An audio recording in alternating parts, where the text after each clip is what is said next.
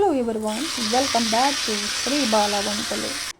ఈరోజు వీడియోలో ఆరోగ్యానికి ఎంతో మేలు చేసి ఒక కమ్మనైన పప్పు రెసిపీ అన్నమాట. మునగాకుని వీక్లీలో ఒక్కసారైనా తప్పనిసరిగా మనం డైట్లో చేర్చుకోవాలి. మునగాకు తీసుకోవడం వల్ల ఫ్యాట్ లెవెల్స్ని తగ్గిస్తుంది, డయాబెటీస్ని నియంత్రిస్తుంది, అలర్జీ, ఆస్తమా, శ్వాసకోశ, థైరాయిడ్ వ్యాధుల నుంచి ఉపశమనం కలిగిస్తుంది, బ్రెయిన్ హెల్త్కి చాలా బాగా ఉపయోగపడుతుంది, కాల్షియం, ఐరన్, విటమిన్లు పుష్కలంగా లభిస్తాయి. సో ఈరోజు మనము హెల్దీ అండ్ టేస్టీ కమ్మనైన మునగాకు పప్పు రెసిపీని ఎలా ప్రిపేర్ చేసుకోవాలి అన్నది ప్రాసెస్లో చూసేద్దామా. కుక్కర్ పెట్టేసుకొని 1 కప్పు కందిపప్పును వేసేసి 2 సార్లు శుభ్రంగా కడిగేసి పెట్టుకోవాలి. కందిపప్పును నానబెట్టనవసరం లేదండి. మునగాకు పప్పు కోసం 1 కట్ట మునగాకు తీసుకున్నాను. మునగాకులో చిన్న చిన్న పురుగులు, గుడ్లు లాంటివి కూడా ఉంటాయండి. అవన్నీ ఒకసారి చెక్ చేసుకొని పుల్లలు లేకుండా ఆకులను మాత్రమే సపరేట్గా తీసేసుకోవాలి.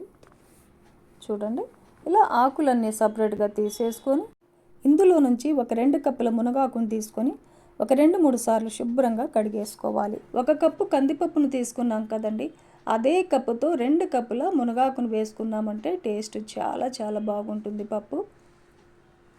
ఇలా శుభ్రంగా కడిగేసుకొని కందిపప్పులు వేసేసుకుందాం. 2 పెద్ద టమాటోల్ని ఇలా చిన్న చిన్న పీసెస్గా కట్ చేసి వేసుకోవాలి. 1 ఉల్లిపాయను కూడా ఇలా చిన్న చిన్న పీసెస్గా కట్ చేసి వేసేసుకుందాం. అలాగే 1 టేబుల్ స్పూన్ జీలకర్రను కూడా వేసుకోవాలి. 10 వెల్లుల్లిపాయలని పొట్టు తీసేసి వేసేసుకుందాం. కొద్దిగా కరివేపాకు. నేను ఇక్కడ 10 పచ్చిమిర్చిని చీలికలుగా కట్ చేసి వేస్తున్నాను. మీరు ఎంత కారం తినగలరో దానికి తగినట్టుగా పచ్చిమిర్చిని వేసేసుకోవచ్చు. మీరు కావాలంటే సగం పచ్చిమిర్చిని, సగం కారం కూడా వేసేసుకోవచ్చు. చిన్న నిమ్మకాయ అంత చింతపండుని ఒకసారి శుభ్రంగా కడిగేసి వేసేసుకోవాలి. ఏ కప్పుతో అయితే మనం కందిపప్పు, మునగాకును కొలుచుకున్నామో అదే కప్పుతో 3 కప్పుల వాటర్ వేసేసుకోవాలి. 1/2 టేబుల్ స్పూన్ పసుపును కూడా వేసేసుకుందాం.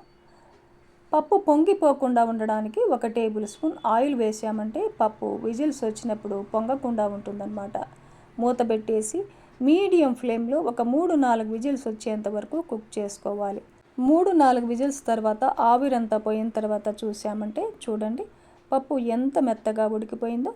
ఇప్పుడు టేస్ట్కి సరిపడా సాల్ట్ వేసేసుకొని పప్పును మెత్తగా మెదిపేసుకోవాలి. చూడండి, ఇలా మెత్తగా మెదిపేసుకొని ఇప్పుడు ఈ పప్పుని వేరొక గిన్నెలోకి ట్రాన్స్ఫర్ చేసుకుందాం.